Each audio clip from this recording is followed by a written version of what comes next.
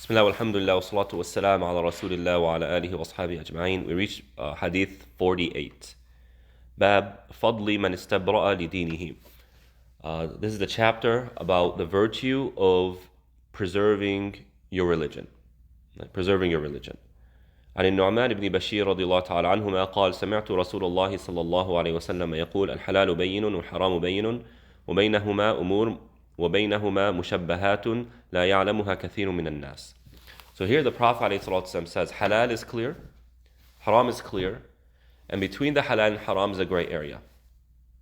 Okay, so what is the ruling on eating bread? Halal. What is the ruling on drinking water? Halal. What is the ruling on smiling? Halal, right? Sunnah. Sunnah. What is the ruling on getting married? Halal. Clear. There's no conversation to be had here. What's the ruling on consuming alcohol? Haram. Eating pig? Haram. Gambling? Haram, etc. Clear. The Quran has made this very clear, clearly halal, and the Quran has made this clearly haram. Right? But there are issues or scenarios where it's a gray area. It's confusing. Is it or is it not? So, for example, the slaughter of the people of the book here in America. Is it acceptable? Is it not acceptable? There's a discussion to be had. It remains a gray area, among other issues. Right? And the Prophet says that these gray areas, a lot of people don't know what the ruling is. Right? A lot of people, they don't know. So imagine, you're walking in the supermarket, you want to buy something. Right? Let's say you want to buy medicine. And you look at the ingredients of the medicine, and it says gelatin. Right? Now, there are different kinds of gelatin. There's pork gelatin, there's beef gelatin, there's vegetable gelatin, there's fish gelatin. Right?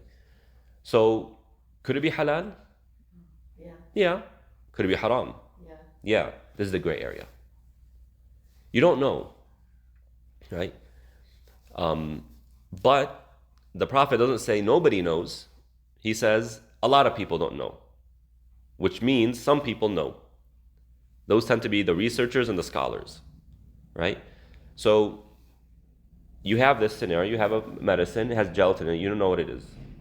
You want to verify. So you call a friend who's a pharmacist, right, and knows these ingredients and whatnot. Call them and you say, look, I have this medicine, it's from this company, has gelatin in it. Are you familiar with what kind of gelatin they use? They say, yeah, I researched it. I called the company and they said it is fish gelatin, let's say, right? At that moment, what is the ruling on consuming this medicine? Is it halal or haram? It's halal. It becomes halal. It was once in the gray area. It became what? Halal. So you enjoy it. It becomes part of the halal bayin, the clearly halal, right? But let's say you have this medicine. You call people. I don't know. You call the company. They're not answering. It remains what? Gray area. Could be halal, could be haram. The rest of the hadith teaches us how to interact with this. What do we do here? When you are in a scenario or you have something, it's not clearly halal, it's not clearly haram. It could go either way. What do I do with this? The Prophet says, فَمَنِ اتَّقَى الشُّبُهَاتِ فَقَدْ اسْتَبْرَأَ لِدِينِهِ وَعِرْضِهِ. Whoever stays away from this gray area will preserve the religiosity and the reputation. They'll preserve the religiosity and the reputation. Right? So in other words, in this scenario, if you cannot find out what kind of gelatin it is, what is the ruling in terms of consuming it? Haram. Not haram, we'll say stay away from it. You will stay away from it based on this hadith until you're able to verify. All right? Why?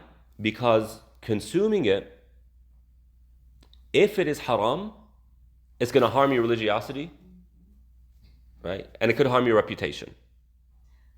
Consuming the haram, we've spoken about this a lot. Doing that which is haram harms a person's iman. It just works that way. So if you're consuming something haram, while not really knowing this halal or this haram, it harms one's spirituality. It harms their iman. And if people find out you're consuming this, so-and-so's eating gelatin. Oh my God. Reputation is harmed as well. That's what it means. You preserve your reputation, right? But let's say that it's actually halal, right? It's fish gelatin. You don't know that, but it is actually halal. Although the product is halal, you are consuming it while psychologically, emotionally in doubt.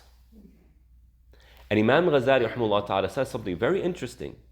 He says somebody who does that which is halal but thinks it's haram, does it anyway, their iman, their heart is harmed as though it was haram. Why? Because it's not simply about what you are doing or what you are consuming. It's also the state of the mind and the state of the heart while you're doing it. And so somebody who is doing what they think is haram but is actually halal, they are impacted as though it is something haram. They might not get sins.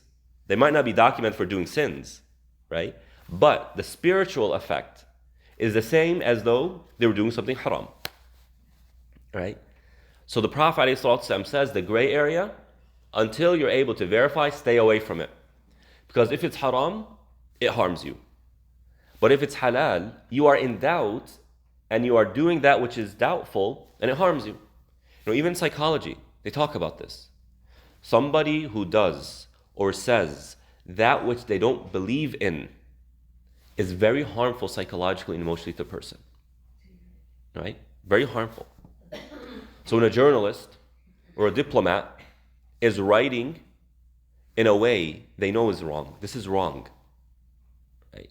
They're writing about the massacre in Palestine, but they're doing it from a pro-Zionist lens. They don't believe in what they're writing. That does damage the person's psyche and their heart. It does. Same thing when it comes to the halal and haram. If you're in the gray area, it is harmful. So we have a responsibility of preserving our religiosity and preserving our reputation as well, right? And this is something that your generation appreciates and maybe is a little bit too conscious about it. But my generation is way too little conscious. Like they need to be more conscious of it. Nope. Freedom, I do whatever I want. Too bad for them. No, you have a reputation to preserve. The last thing you want is for people to say, so-and-so's doing this, so-and-so's doing that. Right? You might not feel the harms of that now, but you will feel it later. You will. And if it doesn't affect you directly, it's going to affect your children. Oh, that's a child of so-and-so. That's a child of so-and-so. We know how it is. There's no getting around the fact that a reputation is important, right? In fact, in the business world, it's everything. It's everything. So is it. So it's the same as the case in the social world, right? So the Prophet ﷺ is teaching us that we need to be conscious of our reputation.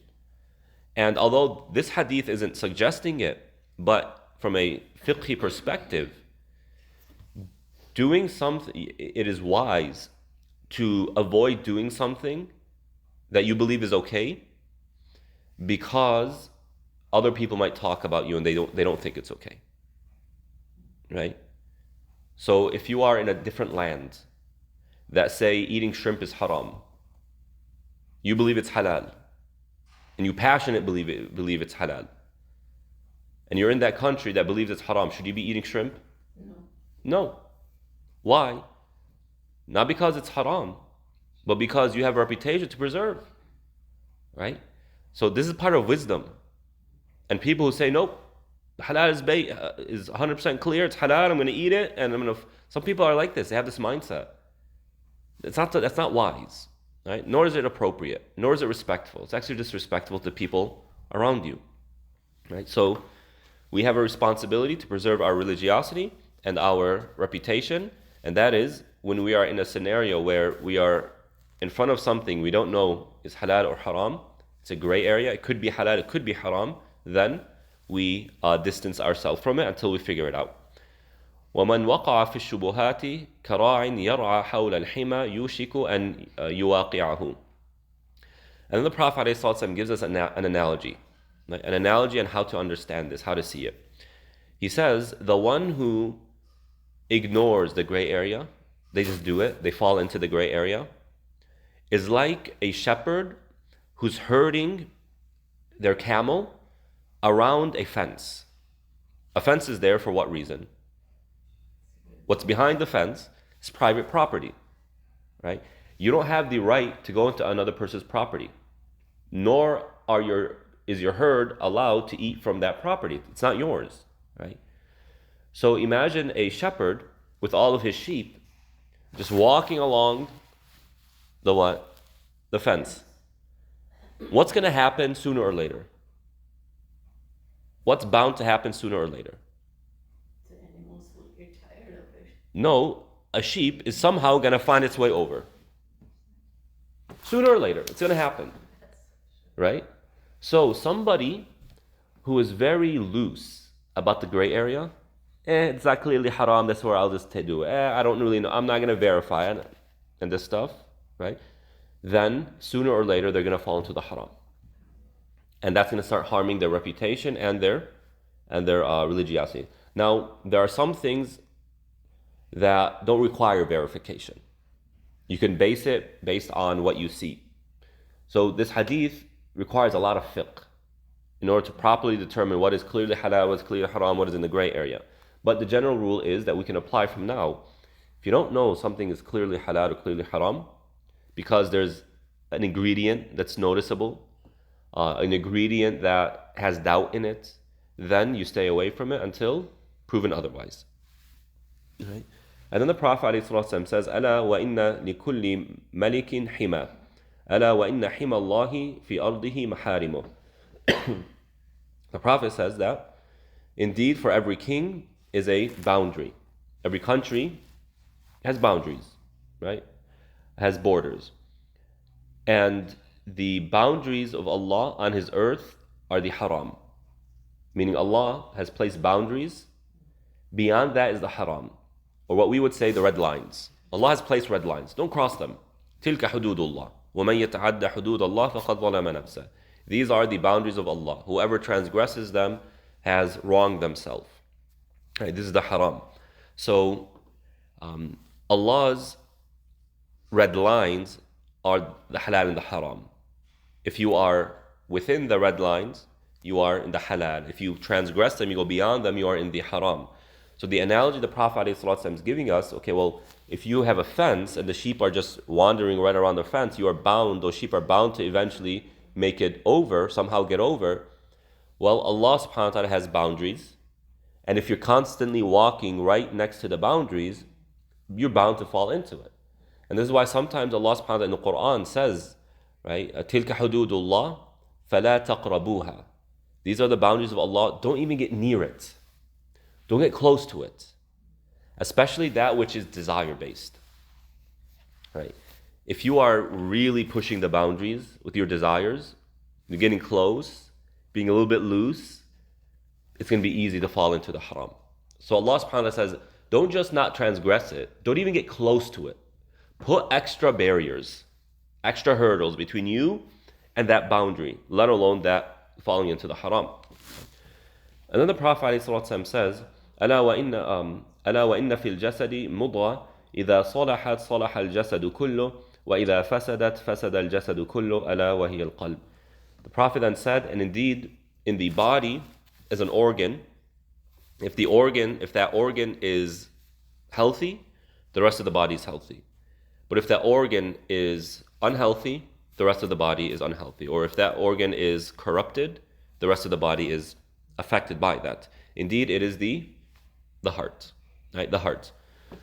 In Islam, the scholars have considered the heart to be the king of the body. It is the king. In the West, it's the mind. In Islam, the Muslim scholars, they say it's the heart. This is the most important part of your body, right here, as the Prophet ﷺ is saying, right? If your mind is not in the best state, but your heart is, you're going to be fine. But if you are the sharpest thinker in the world, but your heart is corrupt, you're corrupt. You're corrupt. And this is why you find people who are extremely intelligent, but they're extremely arrogant, extremely corrupt. Right? They see things straight. They can make sense of the world in a correct way, but their heart is corrupt, and so they behave with corruption. Right? So this is teaching us that we have to put a lot of attention on our heart. And there's an entire science called tazkiyah that is about the purification of the heart. And so you study tawakkul on Allah, patience, you study fear of Allah, hope in Allah. All these have to do with what? It has to do with the heart. Right?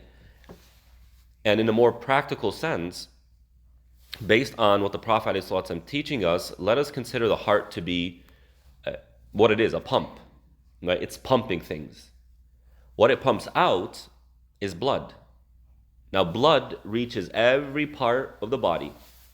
If blood, for whatever reason, stops going to a part of the body, what's going to happen to that part of the body?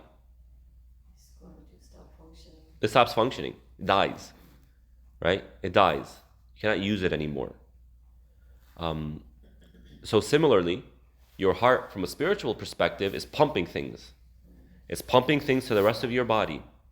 And your body will be able to function according to what it is pumping, right? So somebody who smokes and it gets through their lungs, or I should use a better example, somebody who, injects themselves into the blood, toxins. Well, those toxins are going to go where? To the heart, because of all the blood is flowing into the heart. So if that blood is unhealthy, toxic, what's going to happen to the heart? It's going to be corrupted by it. And then it won't be able to properly clean the blood or whatever functions it does. And what it pumps to the rest of the body is toxic. Even more toxic, because the source, the pump, has become unclean. Right? So if injecting things into the blood can do this to the heart, from a physical, biological perspective, spiritually speaking, what you inject into your heart is what you engage with. Yeah.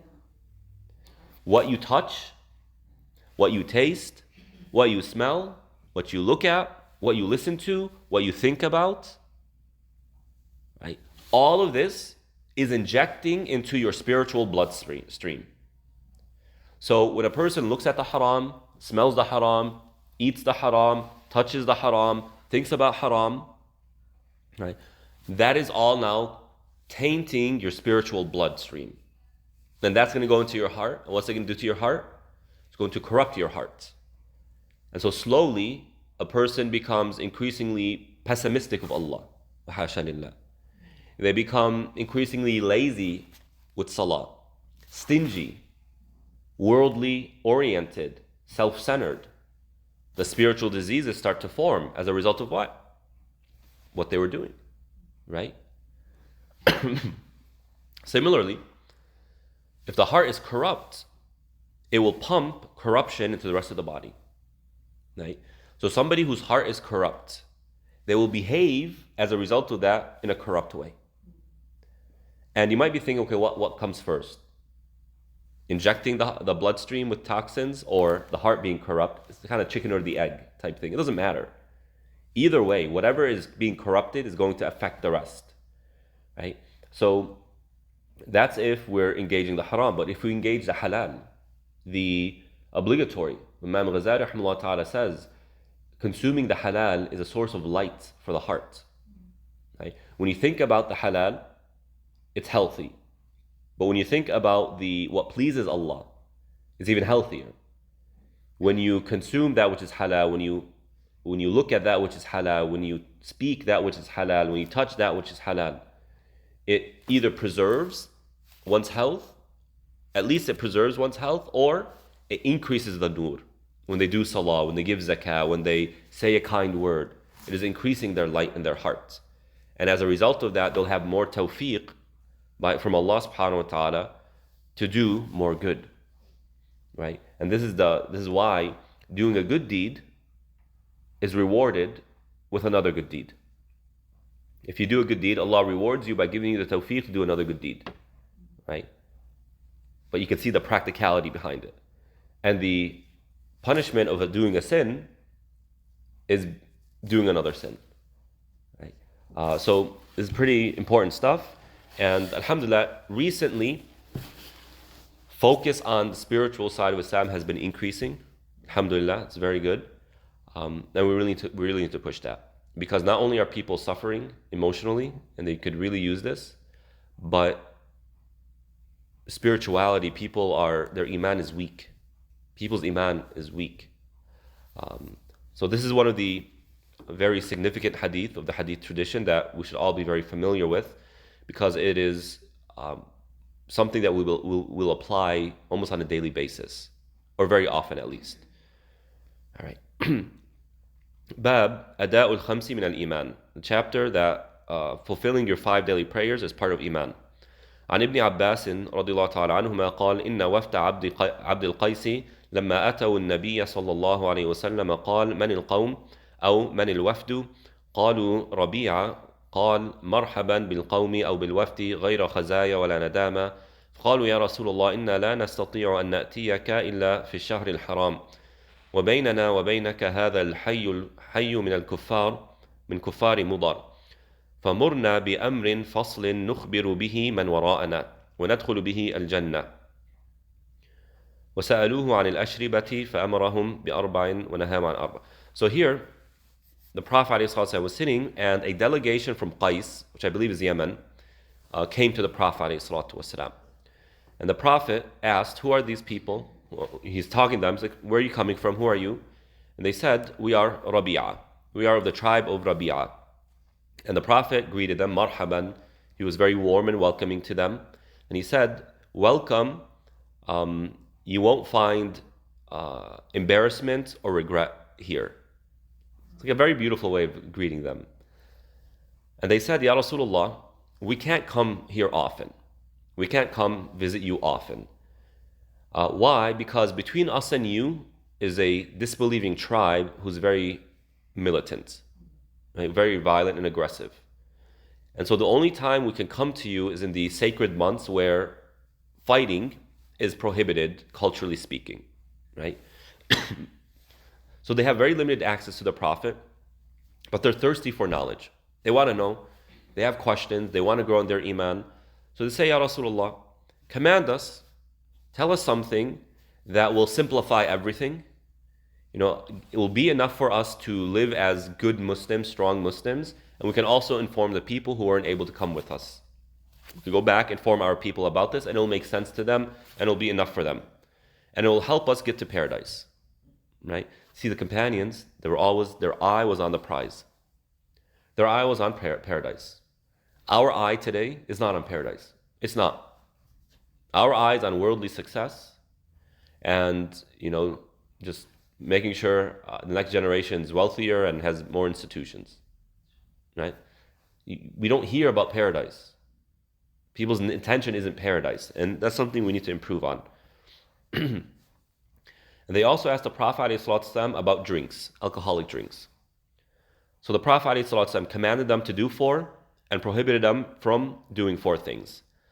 أمرهم بالإيمان بالله وحده قال أتدرون ما الإيمان بالله وحده قالوا الله ورسوله أعلم قال شهادة أن لا إله إلا الله وأن محمدا رسول الله وإقام الصلاة وإيتاء الزكاة وصيام رمضان وأن تعطوا من المغنم الخمس. So the Prophet ﷺ commanded them to believe in Allah. That's number 1. And he asked them, do you know what belief in Allah is? They said Allah and His Messenger know best. He said, Shahada of La ilaha illallah and Muhammad Rasulullah. That's 1. Number 2, Iqam as-salah, establishing your salah. Number 3, giving zakah. Number 4, fasting Ramadan. And number 5, although he said 4, here's a 5th one, to give a portion of the spoils in charity. Now, this is something that isn't really practiced today. But back in the day when there were spoils of war, a battle would occur. The victor would take the money of the defeated, right? So that would be spoils. And there in Islam, made a very specific way of distributing these spoils. A fifth of those spoils are to go to charity, for charity reasons, right? So this group of people, they're saying, Ya Rasulullah, teach us Islam. Tell us what we need to do. Now imagine our times today. What do they want the khatib to talk about? Right? Relevant issues, which is fine. Nothing wrong with that, right? However, when people would ask the Prophet, he would focus on the most important issues. Salah, zakah, etc. Now, don't misunderstand me here. I'm not saying don't talk about relevant issues. But what I'm looking at is, or the question I'm asking, are we neglecting too much talking about the pillars of Islam? Are the pillars of Islam becoming secondary in the minds of Muslims because we are putting 100% of our energy in relevant issues, contemporary issues? And I'm not saying that's wrong. We have to do that. We have to. I'm not with the crowd who says we don't talk about these things in the masjid. No, I'm about talking about, I always do. You know this. But at the same time, we need that balance. We can't let people think that Islam is nothing but activism and that salah, zakat, these things are secondary. They're both very important, and healthy salah and giving zakah and is part of activism. We won't be strong in activism if we're not strong in this. Right? وَنَهَاهُمْ عَنْ أَرْبَعٍ, and the Prophet prohibited them from four things. There are mentions of four types of alcoholic beverages that were known back then. And these different names are essentially different ways of brewing alcohol or different ingredients to brew alcohol. Sometimes they'd use grapes, sometimes they'd use barley, sometimes they would use dates, among other things. Right? So the Prophet ﷺ saying all types of alcohol are prohibited. But he's specifying these four because these were the four that they were accustomed to doing. The delegation from Qais. This is what they were accustomed to doing. So the Prophet said all of it is haram.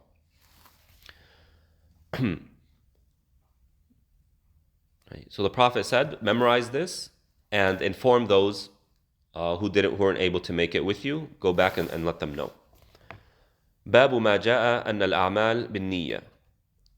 The chapter that actions are by intentions. Now, this was the first hadith that we discussed in this book. And it's being mentioned again. But the difference this time, if I could just compare the two hadiths.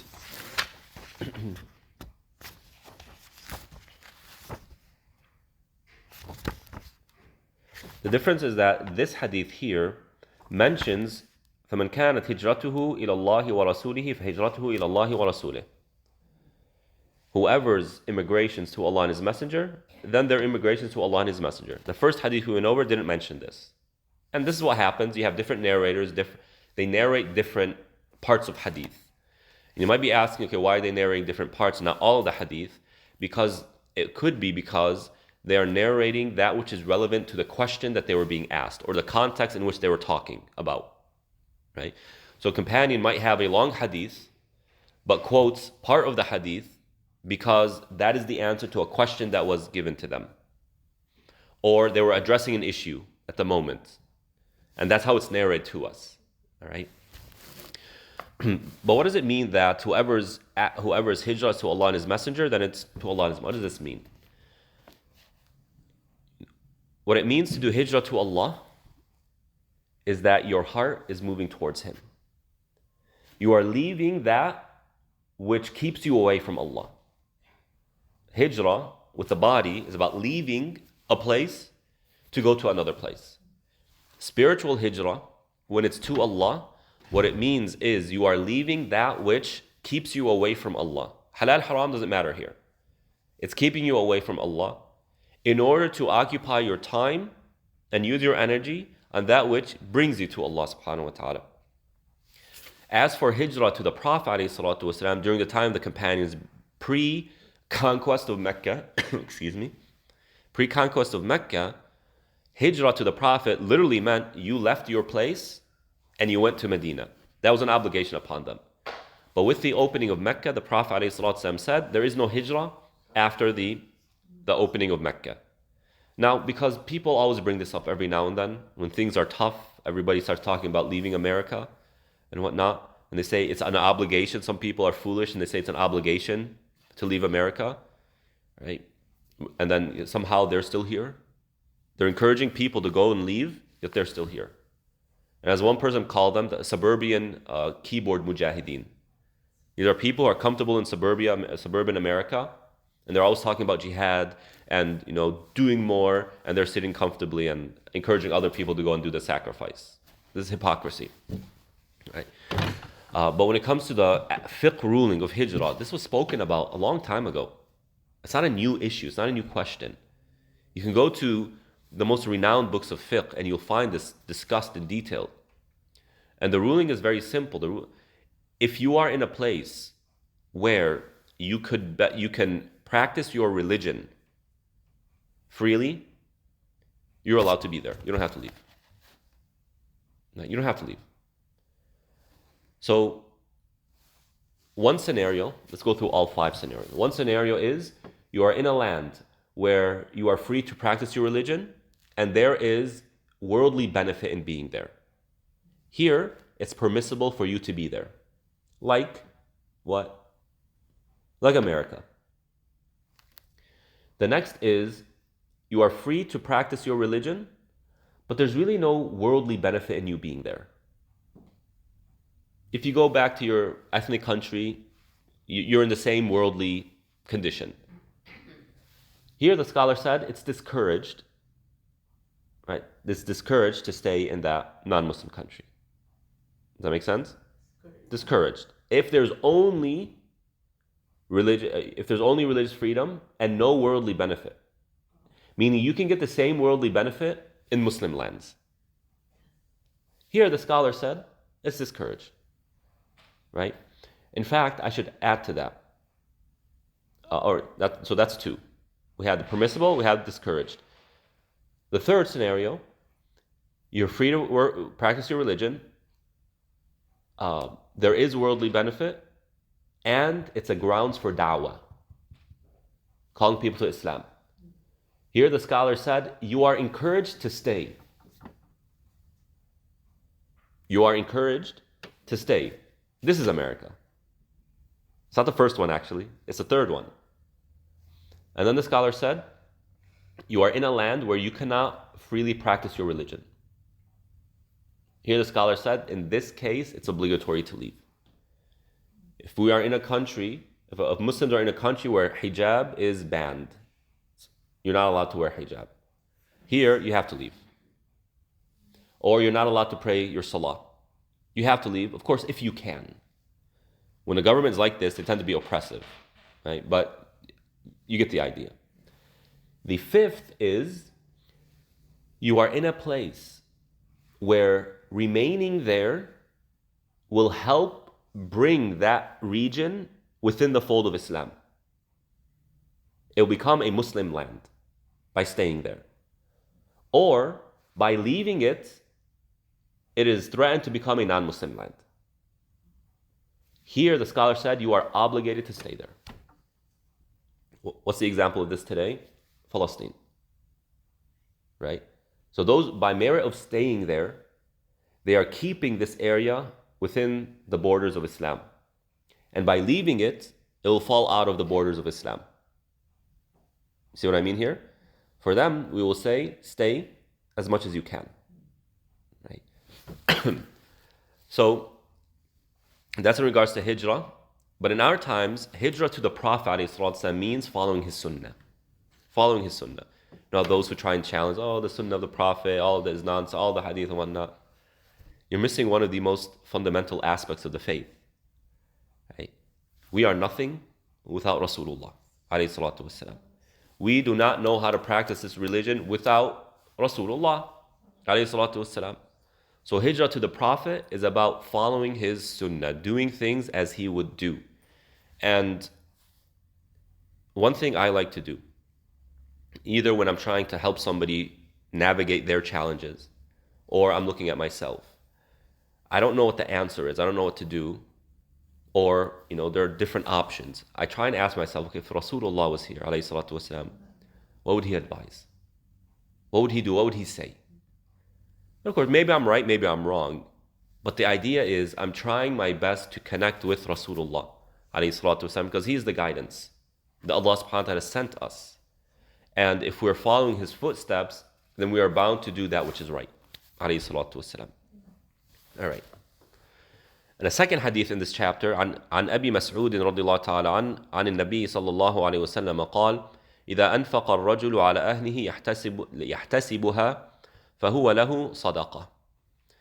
If a man spends on his family and hopes for the reward from Allah, then it is an act of charity for them. So when a man goes to the grocery store and buys the groceries, right, pre-Ramadan groceries, so very dreaded for a man. Right?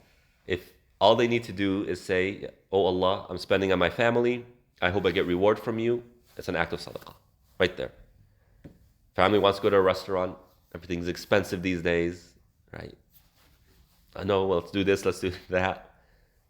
If they consider it for the sake of Allah, then it's an act of sadaqah. So here, why is this? What does this have to do with the title of the chapter? Actions are by intention. Well, there are some things that we do that we don't do except for worship. There's no other way of seeing it. When you do wudu, you're doing wudu. Nobody is going to start doing these actions just to clean themselves. That's not how we clean ourselves. So anybody who's doing this and you know what they're doing. They are doing wudu. Or salah, you're standing, you're doing this, saying Alhamdulillah Rabbil Alameen, Ar-Rahman, you're doing ruku', sujood, and all this. Nobody does this randomly. They're doing salah. But there are some actions where it could just be customary, habits. For example, eating food. It's a habit. Everybody does it. And so we won't see it as an act of worship unless there's intention behind it. See what I mean here? Or else Muslim, non-Muslim, young, old, rich, poor, they're all eating. So there's no way of differentiating eating as a human behavior versus eating as a spiritual action. What differentiates it? Intention. Similarly, when a man spends on his family, right? Let's forget about those men who don't for a second. Men who spend on their family. Why are they spending on their family? It's because of their responsibility. Right? Muslim, non-Muslim, doesn't matter. Men spend on their families. And so it's a habit. In order to make that a sadaqah, there needs to be intention. There has to be intention. In order to convert that which is a habit of the human being, a customary human behavior, into an act of worship, intention needs to be behind it, right? And this is a challenge. I mean, we can multiply the amount of hasanat we get in a day tremendously, not by changing what we do, but by having intention in what we do. But it's hard. Wallahu ta'ala alam. We'll go ahead and stop there. وصلى الله على نبينا محمد وعلى آله وأصحابه أجمعين.